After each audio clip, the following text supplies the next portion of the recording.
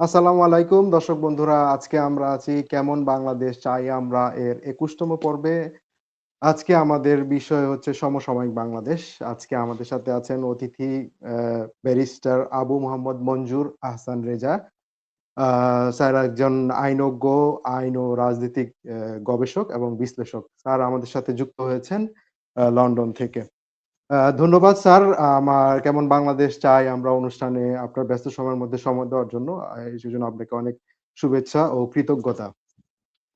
আপনাকেও আমার অনেক অনেক শুভেচ্ছা এবং আমি খুবই কৃতজ্ঞ যে আপনি আমার মতো একজন সাধারণ মানুষকে আপনার অনুষ্ঠানে ডেকেছেন। তো ইনশাআল্লাহ আশা করি পরবর্তী আধা ঘন্টা আমরা যতটুকু সম্ভব বাংলাদেশ নিয়ে এবং বিভিন্ন প্রসঙ্গ নিয়ে কথা বলবো।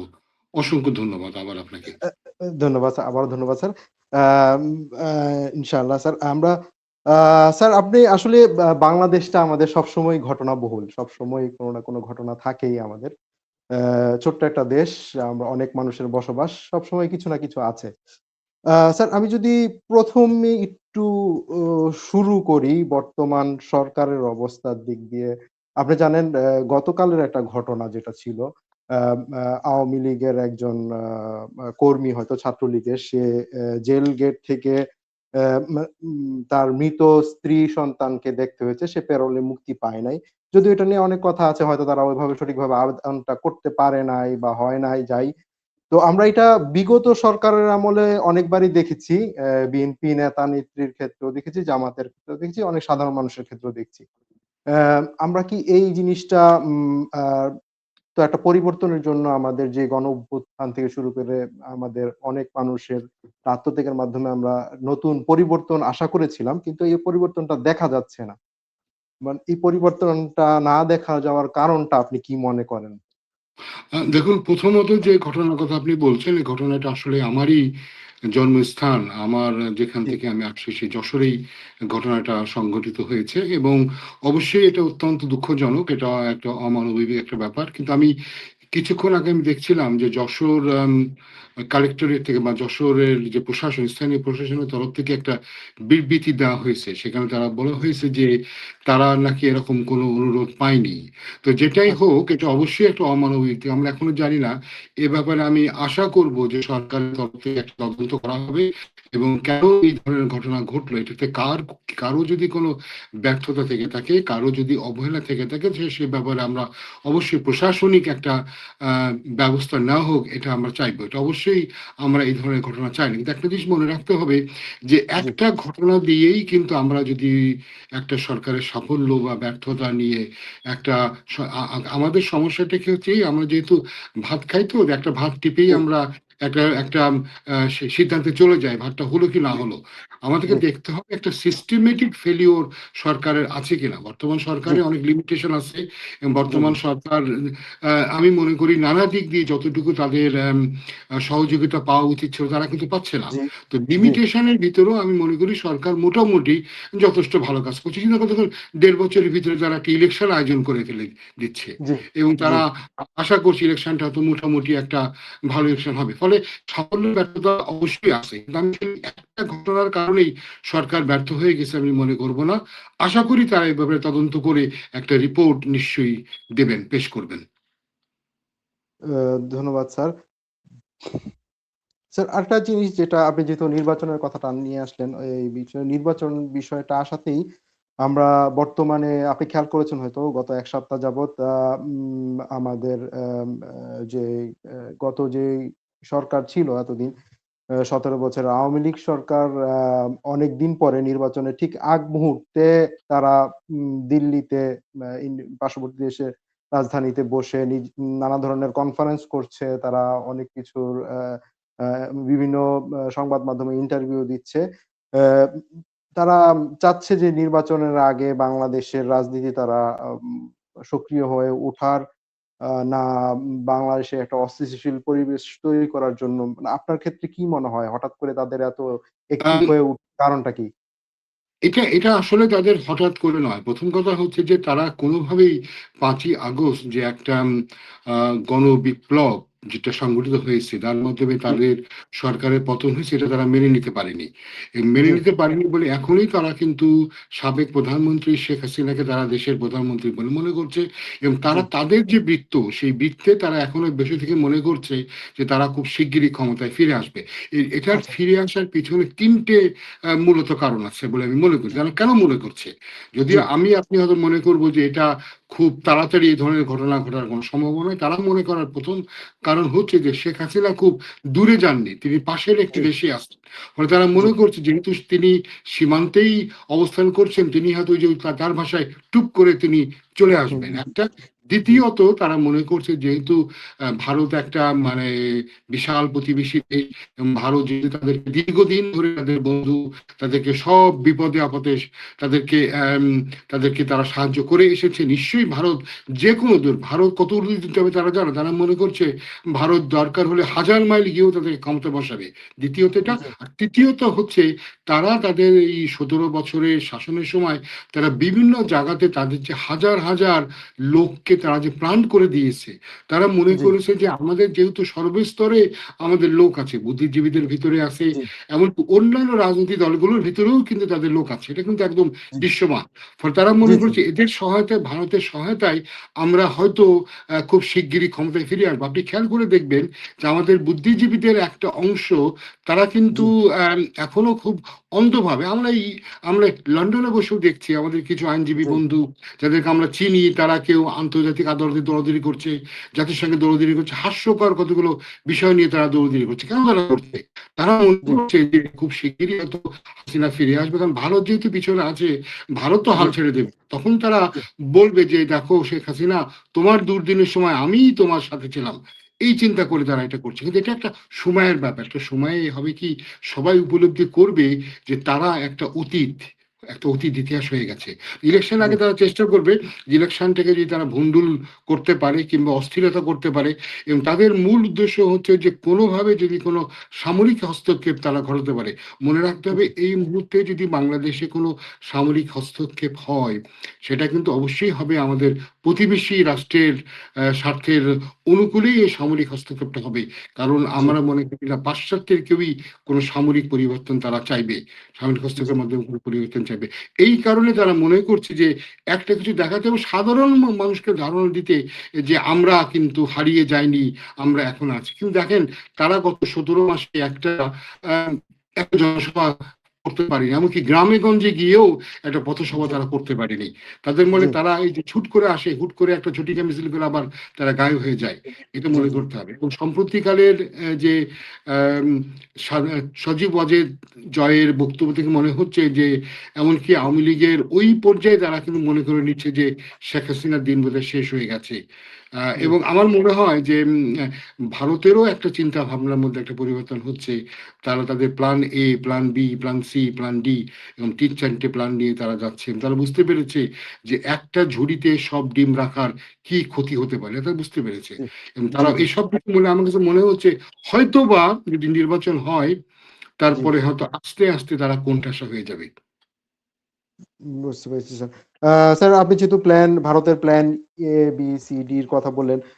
ভারতের plan A, B, C, D এর মধ্যে কি জামাতের সাথেও যোগাযোগের বিষয়টাও কি তাদের একটা প্ল্যানের অন্তর্ভুক্ত হিসেবে মনে করেন? জি, কারণ আমি যেটা মনে করছি, আমার মতো একজন ক্ষুদ্র মানুষের জ্ঞানে আমি যেটা মনে করছি, জি, আমি দীর্ঘদিন ধরে এখানে আমি এই বিষয়ে কথাবার্তা বলেছি, এবং আমি একসময় বলেছিলাম যে জনাব তারেক রহমান উনি যে দেশে ফিরে যাচ্ছেন না, জি, আমি জি, সবসময় মনে করেছিলাম এর পিছনে, আমার নিজের ধারণা, আমার কাছে কোনো জি, তথ্য প্রমাণ নাই যে এটার পিছনে ভারতের একটা প্রভাব আছে। এবং আমি এটাও যতটুকু জানতাম যে তারেক রহমানের এখানে এই যে থাকার একটা বড় কারণ ছিল যে ওখান থেকে একটা গ্রিন সিগন্যাল না পাওয়া পর্যন্ত তিনি লন্ডন থেকে যাবে না, কারণ তার লন্ডনে থাকার কোনো কারণ ছিল না।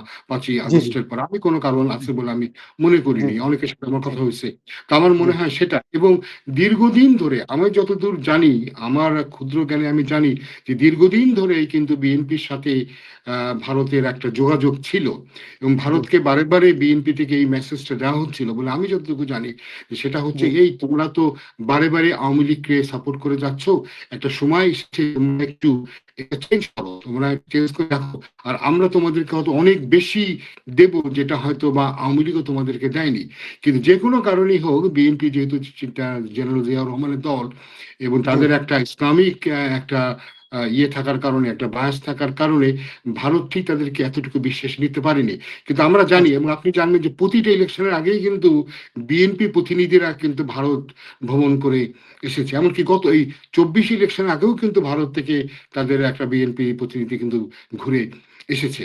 তো এটার জি, কারণে বিএনপির সাথে তারা যোগাযোগ ছিল, কিন্তু বিএনপিকে তারা অতটা বিশ্বাস করতে পারেনি যতটুকু তারা আওয়ামী লীগকে করে। এখনো তারা, তাদের কাছে আওয়ামী লীগ হচ্ছে নাম্বার ওয়ান। এখন আওয়ামী লীগ যদি, যেহেতু তারা বুঝতে পেরেছে যে আওয়ামী লীগ এখন আর খুব দ্রুত কেন হয়তো বা 10-15 বছরের ভিতরেও ভেবে ফিরে আসতে পারবে না জনরোষের কারণে, তো তখন তারা নিশ্চয়ই বিকল্প একটা খুঁজবে। সেই বিকল্প হিসেবে আপনারা দেখতে পেয়েছেন যে বিএনপির সাথে তাদের একটা গাছ পাতা বাঁধতে চেষ্টা করছে। এখন তারা চায় না যে বাংলাদেশকে সম্পূর্ণভাবে তারা হারিয়ে দেবে। বিএনপির একটা অংশ মনে করছে, এবং সবসময় তারা মনে করেছে যে ভারতের সমর্থন ছাড়া তারা দেশ চালাতে পারবে। এটা ভুল ধারণা, কারণ ভারতের জি, সমর্থন ছাড়াও প্রেসিডেন্ট জিয়া রহমান দেশ চালিয়েছেন। ফলে এমন চালিয়েছেন। বর্তমান গত 1.5 বছরেও ইউনূস সাহেব তো ভারতের দিকে একটু চোখে চোখ রাঙিয়ে উনি কিন্তু চালিয়ে যাচ্ছেন, একেবারে চোখে চোখ রেখে। তো তাতে জি, কিন্তু কোনো প্রবলেম হচ্ছে না। তো এইটা ধারণার কারণে, এবং আমরা জানি যে বিএনপির ভিতরে আপনি নিজেই দেখবেন যে আম, ভারতপন্থী অনেক মানুষ আছে, এবং তারাই কিন্তু প্রতিটা আন্দোলনকে, বিএনপিকে ঠিক চূড়ান্ত পর্যায়ে যাওয়ার পরে যে বিএনপিকে স্থবির করে দিয়েছে। চিন্তা করে দেখেন, 2014-তে যখন 154টি আসনে বিনা জি, প্রতিদ্বন্দ্বিতায় মানুষ নির্বাচিত হলো, সারা বিশ্ব যেখানে ছি ছি ছি ছি করছে, এবং তখন এমন একটা অবস্থা যে একটু আর একটুখানি সামনে ঝুঁকলেই গভর্নমেন্ট পড়ে যায়, বিএনপি কি করলো? আন্দোলন স্থগিত করে দিল। 18 তো তাই, 24 কি করছে? 24 যদি 7ই জানুয়ারি নির্বাচনের পরে যদি বিপ্লবটা না হতো, বিএনপি কিন্তু 29 সালের জন্য তারা প্রস্তুতি নিচ্ছিল। কারণ তখন তারা মনে করেছিল আচ্ছা, 29 সালে বোধহয় ভারত আমাদেরকে সমর্থন করবে। তো এই জিনিসটা কিন্তু আছে বিএনপির ভিতরের যে মানুষগুলি আছে, এবং আমি তাদের নাম বলবো না, কিন্তু বিভিন্ন সময়ে আমরা দেখেছি বিভিন্ন ইউটিউবাররা তাদের বক্তব্য একেবারে তারা প্রমাণাদি হাজির করে দিয়েছে, কে জি, কোথায় কিভাবে কতটুকু সমর্থন পাচ্ছে এবং কি কথাগুলো বলছে, ভারতের জি, প্রেসক্রিপশনে কি কথা বলা হচ্ছে, এটা তারা কিন্তু জি, বলেছে। দেখুন, ভারতের সাথে আমাদের অবশ্যই বন্ধুত্ব রাখতে হবে, তারা আমাদের জি, নেক্সট ডোর নেইবার। আমরা তো প্রতিবেশীকে চেঞ্জ করতে পারি না, কিন্তু জি, সেটা তো হতে হবে আমরা আমাদের আত্মসম্মানটাকে বজায় রেখে। আমরা জি, বন্ধুত্ব চাই, আমরা তো দাসত্ব চাই না, তাই না? জি, জি, জি, অবশ্যই স্যার।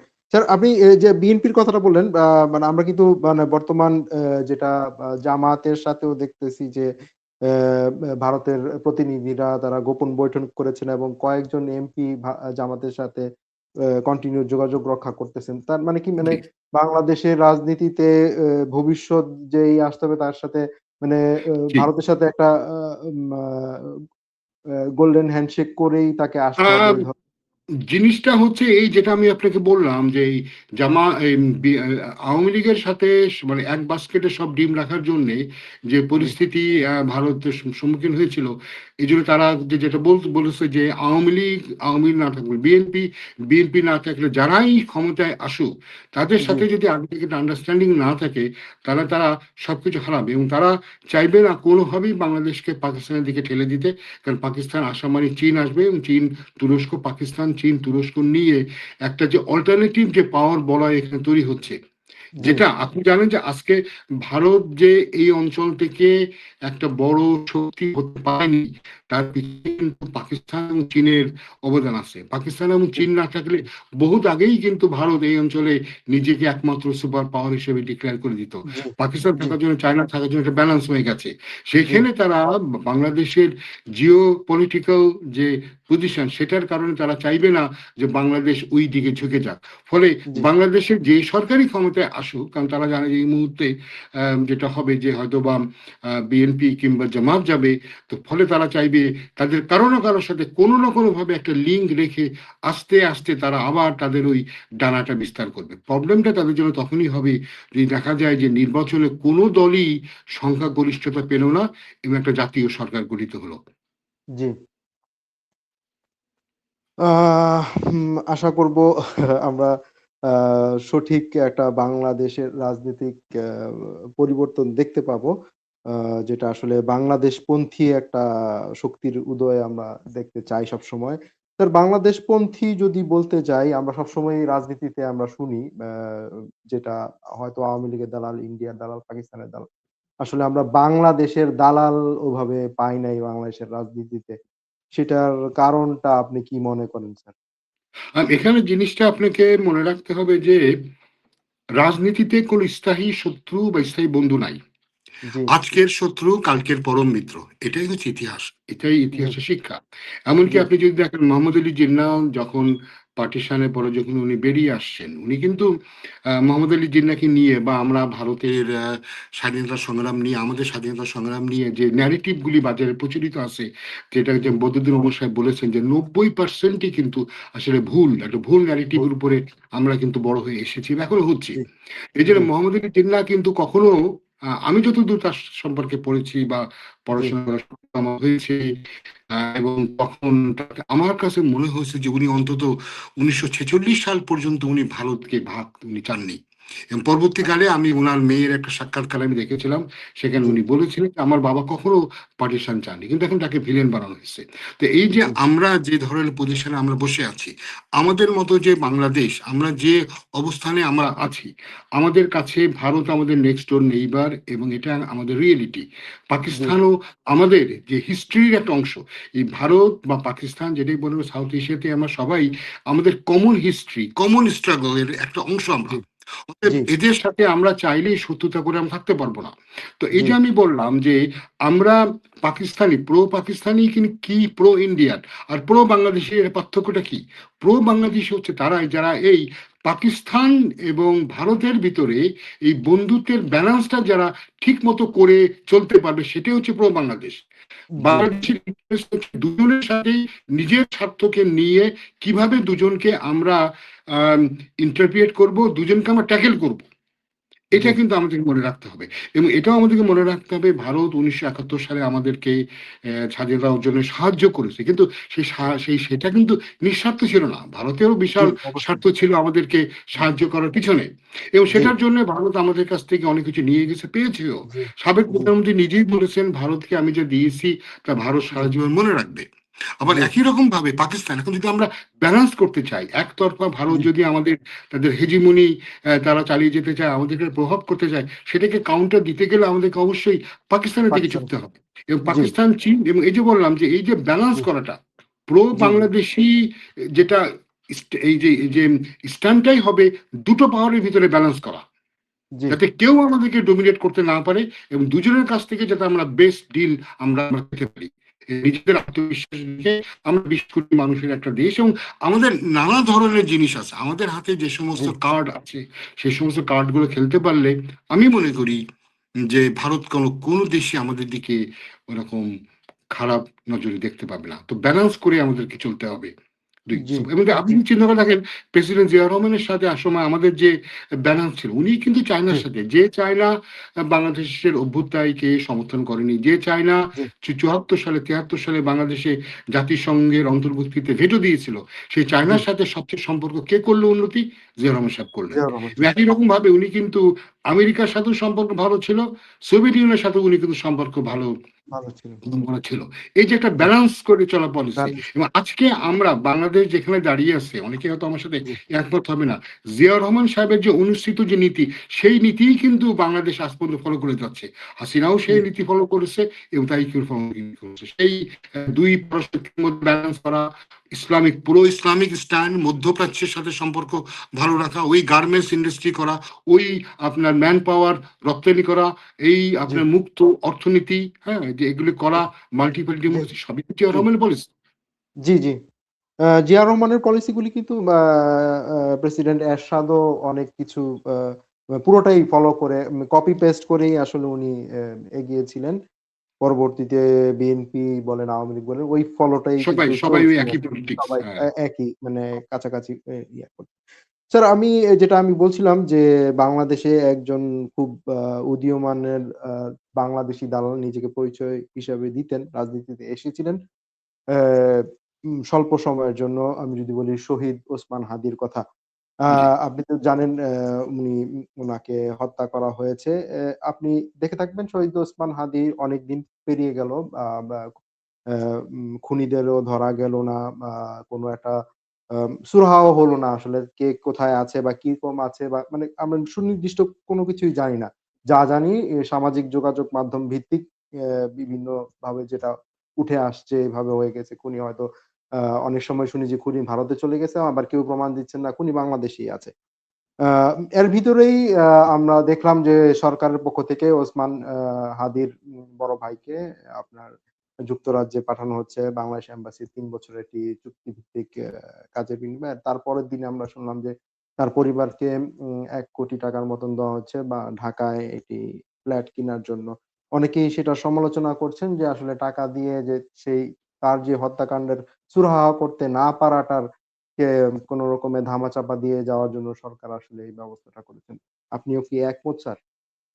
দেখুন, ১ম কথা হচ্ছে যে ওসমান হাদি আমাদের আগস্ট বিপ্লবের ৩ জন সবচেয়ে বড় যারা শাহাদত বরণ করেছেন, যাদের কথা আমরা সারা জি, বিশ্ব জানে। এক হচ্ছে ধরেন আবু সাঈদ। আবু সাঈদের ওই ছবি সারা দুনিয়াতে ভাইরাল হয়ে গেছে যে কিভাবে জি, সে বুক পেতে দিতে পারে নিজের দেশের স্বাধীনতা সার্বভৌমত্ব রক্ষা করার জন্যে। আরেকজন জি, হচ্ছে মীর মুগ্ধ, যে সে পানি জি, পানি চায়, জি, পানি পানি যেভাবে তার সাপোর্টটা, এবং আরেকজন হচ্ছে এই ওসমান হাদি।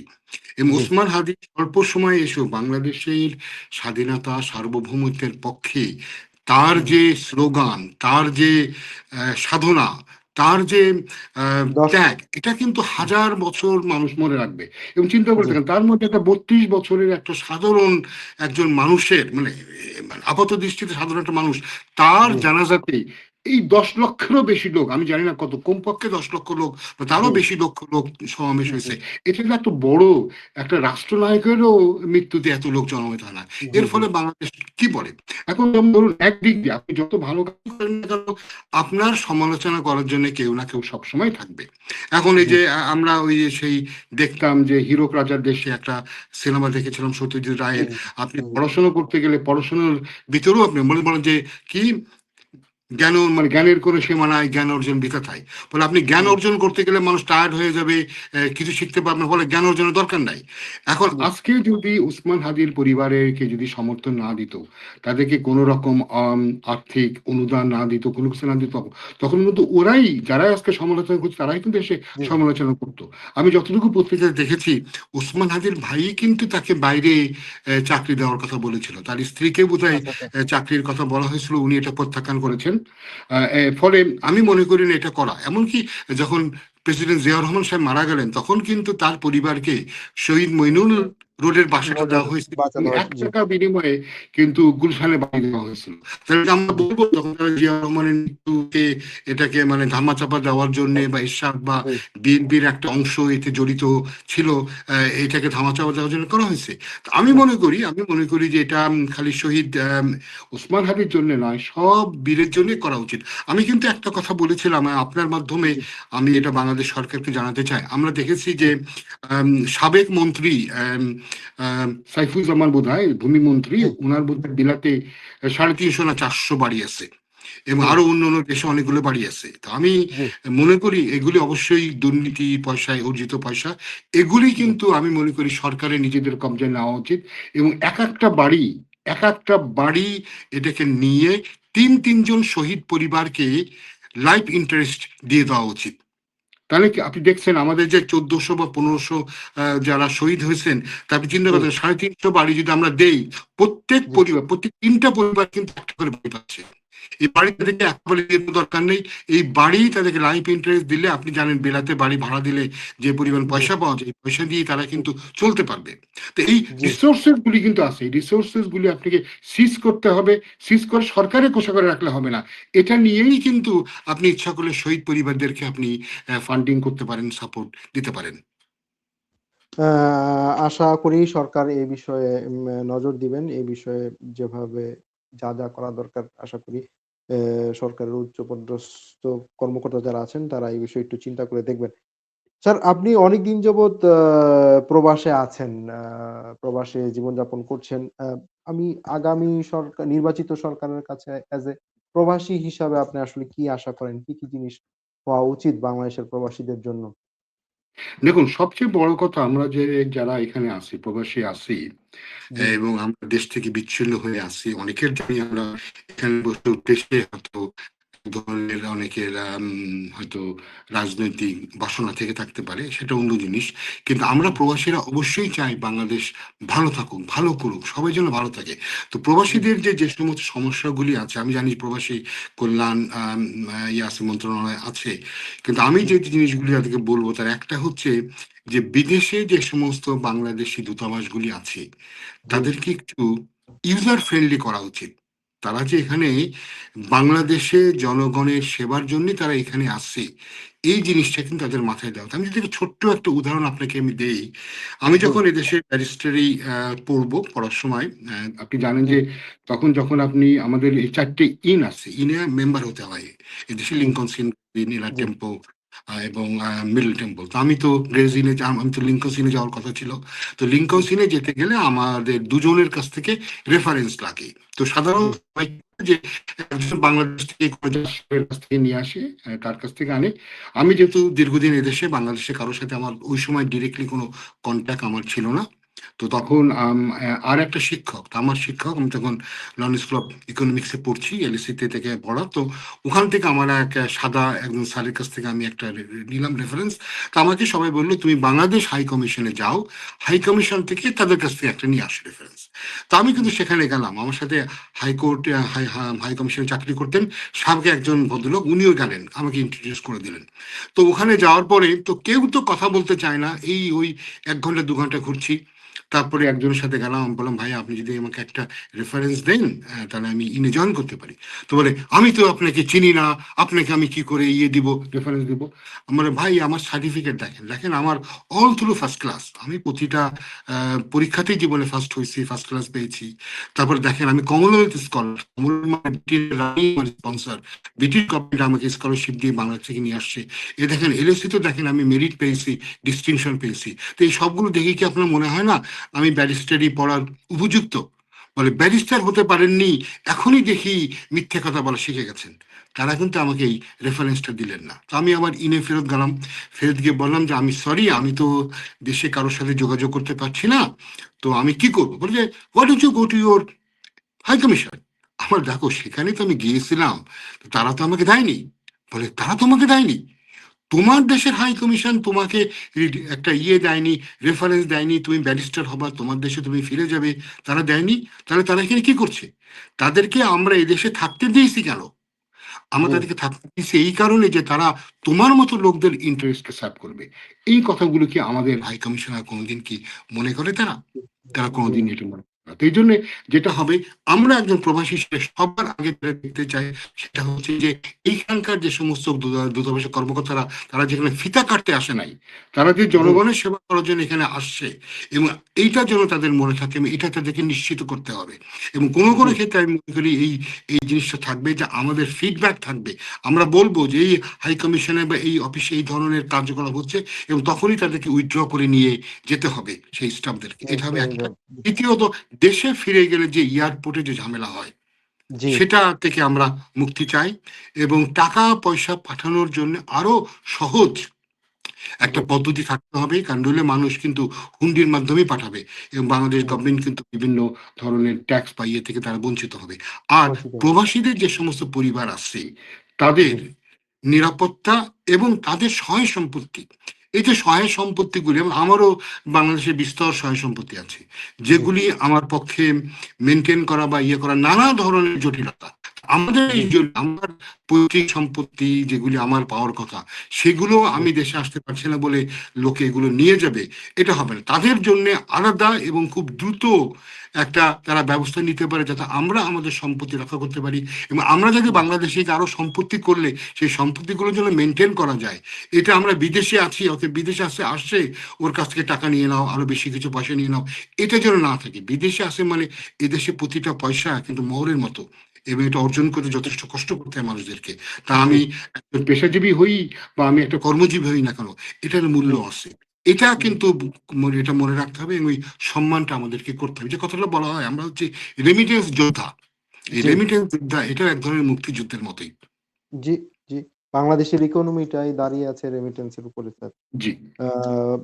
স্যার, আপনি একজন বিজ্ঞ আইনজীবী।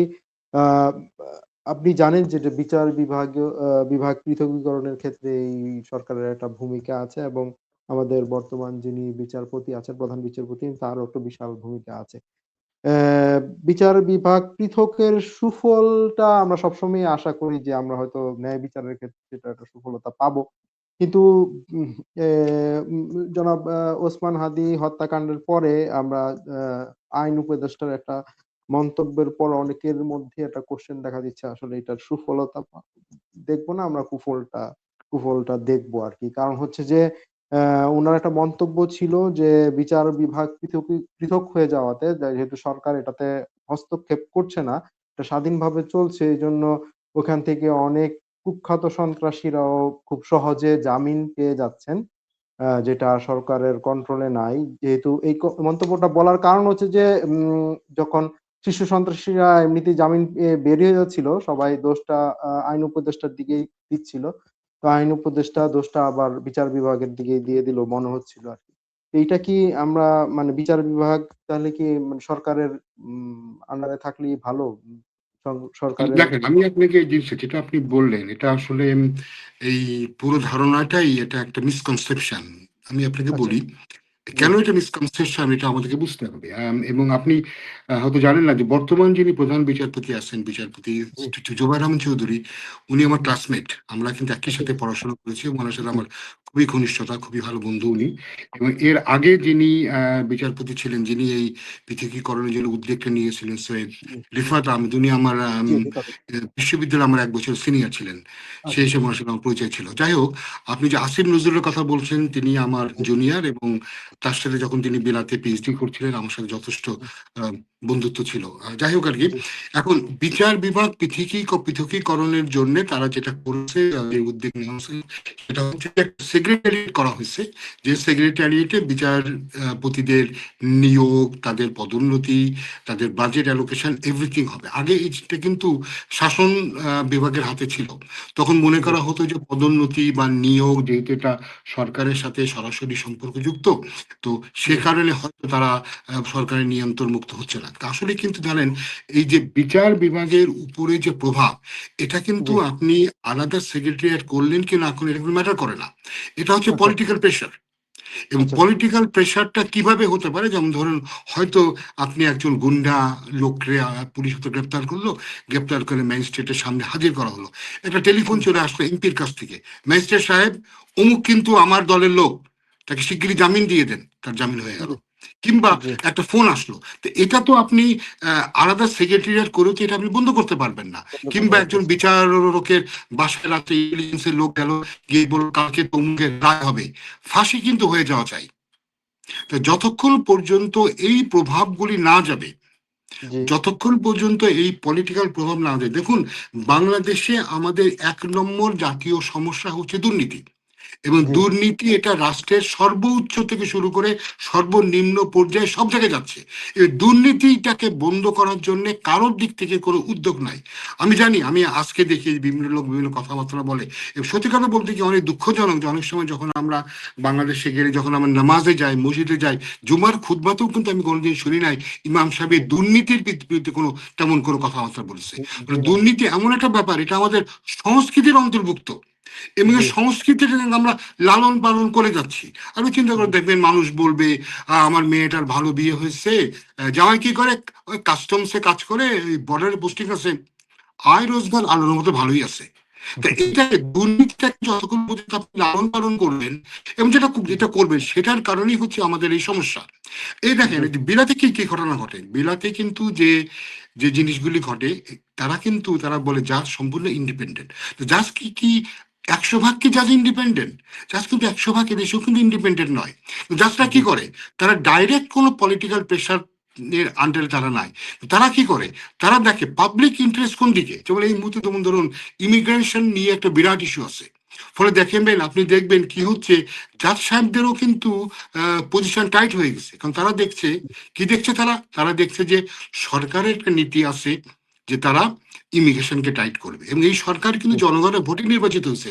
তার মানে জি কিন্তু ইলেকটোরেটরা চাচ্ছে যে ইমিগ্রেশন কন্ট্রোলে হোক। ফলে তাদের এই জাজমেন্টের ভিতরেও কিন্তু পাবলিক ওপিনিয়ন কিন্তু প্রতিফলিত হচ্ছে। কিন্তু আমাদের বাংলাদেশে কিন্তু এটা পাবলিকই মনে করছে তা নয়। যেভাবে আপনার চাপ দেওয়া হচ্ছে সরকারের পক্ষ থেকে, এভাবে এটা হচ্ছে। আপনি চিন্তা করে দেখেন, একটা সময় ছিল, আমি জানি, নিজে আমি জি হাইকোর্টের একজন আইনজীবী, যে এটা একটা সিন্ডিকেটের ব্যাপার ছিল। আপনি জি যত বড় আইনজীবী আপনি হন না কেন, একটা সিন্ডিকেট আপনাকে নির্ধারণ করে দিত যে আপনার কোর্টটা, আপনার কেসটা কোন কোর্টে কোন জাজের সামনে যাবে এবং কত পয়সা আপনার দেন দরবার হবে। আপনি দেখেছেন যে কি পরিমাণ নিশ্চয়ই হাইকোর্ট থেকে জাজদেরকে অপসারণ করা হয়েছে এই জি দুর্নীতির কারণে। এবং আমাদের জি সমস্যাটা কি জানেন ভাইয়া, যে ওই যে বলে না, ঠক বাজতে গা উজাড়। জি ইন্দু সাহেবের এটা ছিল আমাদের মেন প্রবলেম। তো আপনি জি ঠক বাজবেন, তো গাতে ঠক বাজতে গেলে গাতে লোকই নাই। জি তো ফলে তাদেরকে ইউনূস সাহেবকে যে কাজটা করতে হয়েছে, যারা অপেক্ষাকৃত নিরাপদ, যারা অপেক্ষাকৃত লেস থ্রেট, এই ধরনের ঠকদেরকে নিয়ে তাকে দেশ চালাতে হয়েছে। নয়তো আমরা থাকবে নিশ্চয়ই না। যদি আপনি বলেন যে যে পুলিশ অফিসার জীবনে কোনদিন ঘুষ খেয়েছে সে পুলিশকে চাকরিতে বরখাস্ত করবো, তাহলে তো পুলিশে থাকবেন আপনার, জি আপনি কি করবেন তো আপনি? স্যার তো এই হচ্ছে আপনার সমস্যাটা। এবং জি আপনি যেটা বললেন যে হাদির মৃত্যু অবশ্যই তদন্ত হওয়া উচিত, কেন হয়নি এই এখানে তদন্ত হওয়া উচিত।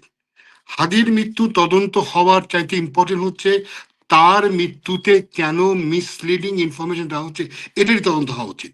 এবং জি অবশ্যই আপনি দেখবেন যে বিভিন্ন জায়গাতে বিভিন্ন পক্ষগুলি, আপনাকে আমি বলি, সরকারের ভিতরে একটা পক্ষ, যে সরকারের এই পক্ষের সাথে বিরোধী দলের একটা পক্ষ, সেটার সাথে প্রতিবেশী একটা দেশের সাথে একটা সম্পর্ক, একটা চমৎকার একটা নেক্সাস কিন্তু আছে। জি এবং চমৎকার এই নেক্সাস থাকার কারণে অনেক কিছুই কিন্তু ইউনূস সাহেবের পক্ষে করা সম্ভব হচ্ছে না।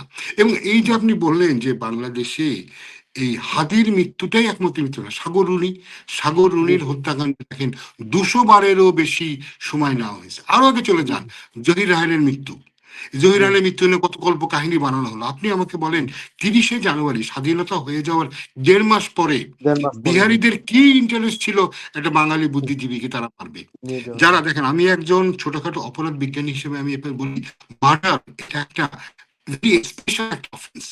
আপনি কোনো ভালো কোনো মোটিভ ছাড়া মানুষ মার্ডার করে না, বিশেষ করে জি পরিকল্পিত মার্ডার। তা কি জি মোটিভ থাকবে? 1.5 মাস পরে, 1.5 মাস পরে জহির রায়হানকে মিরপুরে ডেকে নিয়ে গুলি করে মারার। এবং কিভাবে তারা জানবে, বিহারি রায় কি করে জানবে যে জহির রায়হান সাহেব ভারত থেকে ফিরে আসছে এবং তিনি তার ভাই শহীদুল্লাহ কায়সারকে খুঁজে বেড়াচ্ছেন? অথচ 2 দিন আগেই কিন্তু জহির রায়হান প্রেস ক্লাবে গিয়ে বলেছিলেন, এবং ওই 30 তারিখে তার প্রেস ক্লাবে এসে বলা হচ্ছিল যে আমি বঙ্গবন্ধুর কাছে যাব, আমি দেখাবো, কারণ তার কাছে তৎকালীন মুজিবনগরে জি তৎকালীন আওয়ামী নেতৃবৃন্দ কি কি কাজ করেছে তার সব রেকর্ড তার কাছে ছিল। আপনি জি জানেন তো কত কত কেলেঙ্কারি হয়েছে এখানে। আপনি কি জি এও নিশ্চয়ই জানেন যে মুজিবনগর মন্ত্রিসভার একজন মন্ত্রীকে নিষিদ্ধ পল্লীতে পুলিশ গ্রেপ্তার করেছিল? জি জি জি জি জি জি। তো এই জন্য তো এই জিনিসগুলি সবই পলিটিক্যাল, শুধু তাই নয়। এবং এক বিখ্যাত অভিনেতা রাজু আহমেদকেও কিন্তু গুলি করে মারা হয়েছে, তিনি কিন্তু মুক্তিযোদ্ধা ছিল, কিন্তু তারও জি কিন্তু মৃত্যু রহস্য উদ্ঘাটিত হয়নি। উদ্যান তার হয়নি জি গার্লফ্রেন্ড শিলি আহমেদকেও কিন্তু কিছুদিন পরে গুলি করে মারা হয়েছে, তারও কিন্তু মৃত্যুর কোনো তদন্ত হয়নি। আপনি হিসেব জি করে দেখবেন, তবে আপনি দেখবেন বাংলাদেশে যে ধরনের রাজনীতির পিছনে আপনি মনে করেন পলিটিক্যাল কোনো কারণ আছে, এগুলির অধিকাংশই কিন্তু কোনোদিন তারা কিন্তু কোনো সঠিক তারা বিচার দেখেনি। ফলে আমরা জি হাদিকে একটা এক্সেপশন করলে হবে না, এবং এটা আমাদের হিস্ট্রি আছে। জি ধন্যবাদ স্যার। স্যার লাস্ট কোয়েশ্চেন আমি যদি বলি এনসিপির রাজনৈতিক ভবিষ্যৎ। দেখেন, এনসিপি কে অনেকেই আশা করেছিল যে এটা একটা বিপ্লব উত্তর একটা দল, এবং জি, তাদের কাছে আশা করা হয়েছিল যে তারা আহ, অনেক কিছু ডেলিভার করতে পারবে, এবং তাদের মধ্যে আমি মনে করি অনেকেরই পটেনশিয়াল ছিল। কিন্তু কয়েকটা কারণে এনসিপি তারা যতটুকু সফল হতে পারেনি। একটা বড় কারণ ছিল ল্যাক অফ এক্সপিরিয়েন্স, তাদের তো কোনো অভিজ্ঞতা ছিল না, এবং অভিজ্ঞ লোকদেরকে তারা তাদের সাথে সামিল করতে পারেনি। কারণ আমাদের বাংলাদেশের যে অবস্থা ছিল এই সময়, আপনি জানেন যে আহ, দুটো মূল ধর্ম ছিল, আওয়ামী ধর্ম এবং বিএনপি ধর্ম। এই দুই ধর্মের বাইরে তৃতীয় ধর্ম হয়ে উঠে আসা ছিল খুব কঠিন। ফলে জি, এনসিপি কে নিজেদের অস্তিত্ব বাঁচানোর জন্য তাদেরকে একটা বড় দলের সাথে আশ্রয় তাদেরকে যেতে হয়েছে। কিন্তু যেহেতু জি, বিএনপি আনফর্চুনেটলি তারা এই বিপ্লবটাকে তারা ওন করলো না, তারা বিপ্লবের বিরোধী একটা অবস্থানে তারা চলে গেল। আজকে কিন্তু তারা এটা খুব দুঃখজনক যে যাদেরকে আমরা স্বাধীনতা বিরোধী বলতাম তারাই আজকে স্বাধীনতার পক্ষে গিয়ে দাঁড়াচ্ছে। আর জি, স্বাধীনতার পক্ষের শক্তি আজকে কথাবার্তায় চালচলনে তারা কিন্তু স্বাধীনতার বিপক্ষে অবস্থান নিচ্ছে। এটা খুবই দুঃখজনক, বিশেষ করে যারা আপনার জিয়া রহমান সাহেবকে চিনতেন। তো সেই কারণে আমি মনে করি তাদের নিজেদের অস্তিত্বের জন্য তাদেরকে যেতে হচ্ছে। কিন্তু আমি অবাক হব না যে নির্বাচনের পরে যদি নতুন কোন রাজনৈতিক শক্তির উত্থান হয় বা এনসিপি সেখান থেকে বেরিয়ে গিয়ে বা নতুন একটা রাজনৈতিক শক্তি হবে। যতদিন বাংলাদেশ আছে ততদিন কিন্তু বাংলাদেশের দুটো শক্তি সবসময় থাকবে। একটা হবে ভারত বিরোধী, একটা হবে সেটাকে কাউন্টার দেওয়ার জন্য আরেকটা শক্তি। জি স্যার। ধন্যবাদ স্যার। আসলে স্যার আমি যদি একটু বলি, এই ২০২৪ এর অভ্যুত্থানে তো বিএনপিরও অনেক অংশগ্রহণ ছিল। উম আপনার কাছে কি মনে হয় না স্যার, যদি জামাত আর ৭১ এর যে তাদের একটা যে কালিমা আছে সেটাকে ঢাকার জন্য আসলে এনসিপি কে নিয়ে ২৪ টা আম, পুরোটাই তাদের আসলে তাদের জিনিসটা বাস্কেটে আপনাকে দিয়ে মনে দেওয়ার জন্য। রাখতে হবে। প্রথম কথা হচ্ছে দলীয়ভাবে বিএনপির এই আন্দোলনের সাথে কোনো সম্পর্ক ছিল না। কারণ জি, মির্জা ফখরুল এই জুলাই মাসে প্রকাশ্যভাবে বলেছেন যে বিএনপি হাসিনা বিরোধী আন্দোলনের সাথে তারা জড়িত নয়। আমরা এটাও জানি যে বিএনপি যখন ২০২৯ সালে ইলেকশনের কথা তারা ভাবছে, তারা মনে করছে by that time Hasina retire করবে। ভারতের হয়তো তারা মনে করবে আমরা এবার একটু সাইড চেঞ্জ করি, আরেকজনকে এই দায়িত্ব দিই। এই দিকে তারা কিন্তু করছে। বিএনপি থেকে কিছু কিছু কর্মী, নিম্ন স্তরের কিছু কর্মীরা তারা কিন্তু স্বতঃস্ফূর্তভাবে স্বতঃপ্রণোদিতভাবে তারা কিন্তু আন্দোলনে যোগদান করেছে, এবং জি, এটার পিছনে কিন্তু বিএনপির হাই কমান্ডের কোনো সম্পর্ক নাই। জি আচ্ছা। অন্যদিকে অন্য দিক দিয়ে জামাতের একটা বিরাট অংশ তারা কিন্তু নিজেদের অস্তিত্বের জন্যই তারা এই আন্দোলনের সাথে তারা জড়িত জড়িত হয়েছে। এখন আপনি যদি মনে করেন যে জামাতে ইসলাম, যেটা আমি বললাম যে এটা আইরনি হচ্ছে এই যে যাকে একসময় আপনি মনে করতেন স্বাধীনতার সবচেয়ে বড় শত্রু, আজকে সেই আপনার স্বাধীনতার পক্ষে এসে দাঁড়িয়েছে। যখন আপনি জি, একটা ন্যূনতম একটা বিষয় নিয়ে আপনি দাঁড়ান, হয়তোবা আমরা জানি না যে এই নির্বাচন যদি জামাত জেতে বা যেই জিতুক না কেন তারপরে তাদের কি অবস্থান হবে। আপনি আগে বলেছেন যে রাজনীতিতে কোনো স্থায়ী শত্রু বা বন্ধু নাই। জি, পরবর্তীকালে এটা আপনি কি এই এই যে আওয়ামী লীগ, এই আওয়ামী লীগ কি একসময় স্বাধীনতার পক্ষে শক্তি কি ছিল না? এই আওয়ামী লীগের জন্যই কি মানুষ ৭০ সালে ঝাঁপায় পড়েনি? এই আওয়ামী লীগ, এই শেখ মুজিবুর রহমানের জন্য মানুষ কি করেছে? আমি জানি না ৭১ সালে আপনি আপনার বয়স কি ছিল, বাট আমি না একদম আমার ছোট জন্ম হয়নি। বাচ্চা হিসেবে আমি জানি যে ওই সময় তারা মানুষ নামাজ পড়তো তার জন্যে, রোজা রাখতো শেখ মুজিবের জন্যে। আমি জানি হিন্দুরা গণেশের মূর্তির পাশে শেখ মুজিবের মূর্তি রেখে তাকে পূজা করতো। জি, সেই মানুষের সেই অবস্থা কি হলো? এই জন্য আপনার রবার্ট ব্রাউনিং এর একটা বিখ্যাত কবিতা আছে patriot, thus I enter thus I go. যেভাবে মানুষ আসে, যেভাবে তার আগমন হয়, সেভাবে তার কিন্তু প্রস্থান হয়, এবং জি, মানুষের পরিবর্তন হয়। মানুষ বিভিন্ন সময়ে বিভিন্ন পর্যায়ে পরিবর্তন হয়। আমি জানি না যদি জামাত নির্বাচিত হয় তবে জামাত কি ধরনের স্ট্যান্ড নেবে। তবে অবশ্যই জামাতকে চেক রাখার জন্য হয়তো বা এনসিপি সেখানে আছে। কিন্তু নির্বাচনের পরে কি হবে? হয়তোবা নতুন কোনো শক্তি আসবে, তৃতীয় শক্তি আসবে। আপনি দেখেছেন যে বাংলাদেশে হাজারো ছোট ছোট দলগুলি আছে, এবং এরা কিন্তু কেউই এককভাবে কিছু করার ক্ষমতা রাখে না। এবং জি, একটা বিরাট জিনিস কিন্তু আছে যে একটা ভ্যাকিউম ক্রিয়েট হচ্ছে। তো বিএনপির যদি পতন ঘটে তবে সেই পতনের জায়গা নিয়ে কিন্তু হয়তোবা নতুন রাজনৈতিক দলের অভ্যুদয় হবে। এই উপমহাদেশে বহুত বড় বড় রাজনৈতিক দল এসেছে, সেটা মুছেও গিয়েছে। মুসলিম লীগের কথা চিন্তা করতে পারেন যে মুসলিম জি, লীগ ভারতকে ভাগ করতে পারলো, আজকে সেই মুসলিম লীগ ইতিহাসে চলে গেছে। সেই শেরে বাংলা ফজলুল হকের কৃষক প্রজা পার্টি, যে পার্টি একসময় গভর্নমেন্ট ফর্ম করেছিল যুক্ত বাংলায়, কোথায় সে পার্টি আছে? এতে তার পার্টি নামক অসুবিধা নেই। সেই মরানা ভাসানী, তার সেই ন্যাপ, কি তার দুর্দান্ত প্রতাপ ছিল ভাসানী সাহেবের, কোথায় গেছে জি, সেই পার্টি? তা জি, আমি আমি সবসময় একটা কথা আমি আপনাকে বলি ভাইয়া, আমি জি, বাংলাদেশ নিয়ে সবসময় আশাবাদী, জি, এবং আমি আপন করুণাময় আল্লাহ রাব্বুল আলামিনের উপরে অবিচল আস্থা বিশ্বাস আছে। এবং ২৪ সালের ৫ই আগস্ট যে ঘটনা ঘটেছে সেটা জি, আমাকে আল্লাহ রাব্বুল আলামিনের প্রতি বিশ্বাস আরো বহুত গুণ বাড়িয়ে দিয়েছে। জি, কারণ এই জি, ঘটনা মানে যেভাবে অলৌকিকভাবে ঘটনা ঘটেছে, যেখানে বিএনপির মতো রাজনৈতিক দল তখন অলরেডি হাত পা ছেড়ে দিয়ে বসে রয়েছে, সেখানে জি, এত দুর্দান্ত প্রতাপশালী একটা স্বৈরাচারী সরকারের পতন এভাবে হয়ে যাবে, এটা ভাবা যায় না। এটা একটা মিরাকল। এবং এখানে বলে না যে কোরআন শরীফে বলা আছে যে আল্লাহ রহস্যময় ভাবে রহস্যের মতো, মানে রহস্যজনক ভাবে তার কাজগুলো করে, মানে god works in his own mysterious way. সেই মিস্টিরিয়াস ওয়েতে কিন্তু সরকারের পতন ঘটে গেছে, এবং তারপরে যে পরিমাণ অপচেষ্টা করা হয়েছে ইউনূস সরকারকে টলে দেওয়ার জন্য, এই 16 মাসেও কিন্তু কিছু করা সম্ভব হয়নি। জি। ধন্যবাদ স্যার। আমরা আপনি যেটা বললেন, আমরা আশা তো অবশ্যই সবসময় করব যে বাংলাদেশ একটি সুন্দর জায়গায় সবসময় থাকবে। যেহেতু আমাদের মাতৃভূমি, আমরা চাই সবসময় বাংলাদেশ ভালো থাকুক। বাংলাদেশে যারা আছে আমাদের আত্মীয়স্বজন থেকে বন্ধু-বান্ধব, পুরা দেশটাই ভালো থাকুক সবসময়। আমরা সবসময়ই আশা করব ভবিষ্যৎ প্রজন্ম, ভবিষ্যৎ সরকার যারা আসবে, তারা সবসময় বাংলাদেশের স্বার্থটাকে মাথায় রেখেই সামনে এগিয়ে যাবে। পররাষ্ট্র নীতি ওভাবে সাজাবে। সব কাজগুলি ওভাবেই করবে আরকি। এবং সবার আগে বাংলাদেশের কথাটাই তারা চিন্তা করবে। ধন্যবাদ স্যার। আপনি আমাদের অনুষ্ঠানে আপনার ব্যস্ত সময় দেওয়ার জন্য আপনাকে আবারও ধন্যবাদ এবং আন্তরিক শুভেচ্ছা। শুভরাত্রি। আসসালামু আপনাকেও আলাইকুম। আমাকে আমন্ত্রণ জানার জন্য অনেক অনেক ধন্যবাদ। ভালো থাকবেন। জি, শুভরাত্রি। জি। আসসালামু আলাইকুম। সালাম।